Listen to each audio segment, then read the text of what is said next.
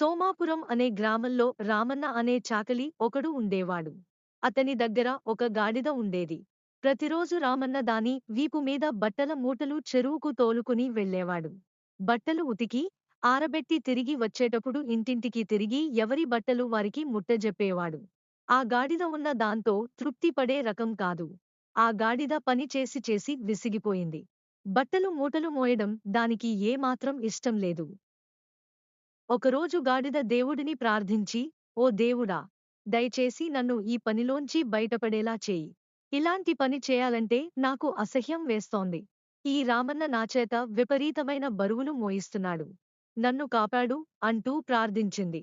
గాడిద ప్రార్థనకు దేవుడు ప్రత్యక్షమై, నాకు నువ్వు చేసే చాకిరీ గురించి తెలుసు. బరువైన మూటలు మోసే నీ పట్ల నాకు ఎంతో జాలి కలుగుతుంది. ఇక నుంచి నువ్వు చాకలి దగ్గర కాకుండా కుమ్మరి దగ్గర ఉండేలా అనుగ్రహిస్తున్నాను అని వరం ఇచ్చాడు దేవుడు. దానితో గాడిద ఆనందంగా కుమ్మరి గోపయ్య దగ్గరకు వెళ్లి ఉండసాగింది. కొన్ని రోజుల తర్వాత గాడిదకు ఆ పని కూడా విసుగు పుట్టింది. కుండలు మోసుకుని ఊరూరా సంతకు తిరిగి అమ్మడం కష్టంగా అనిపించింది. గాడిద తిరిగి దేవుడిని ప్రార్థించింది.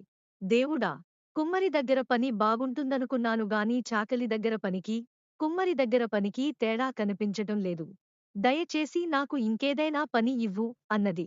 రెండోసారి కూడా దేవుడు దాని మొరను ఆలకించి, ఒక చెప్పులు కుట్టే వాని దగ్గర పని దొరికేలా చేశాడు. ఆ విధంగా కొన్ని రోజులు గడిచాయి.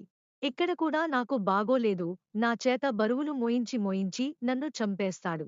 నేను చచ్చాక ఆనందంగా నా చర్మంతో కూడా చెప్పులు కుడతాడు అని ఆలోచించింది గాడిద.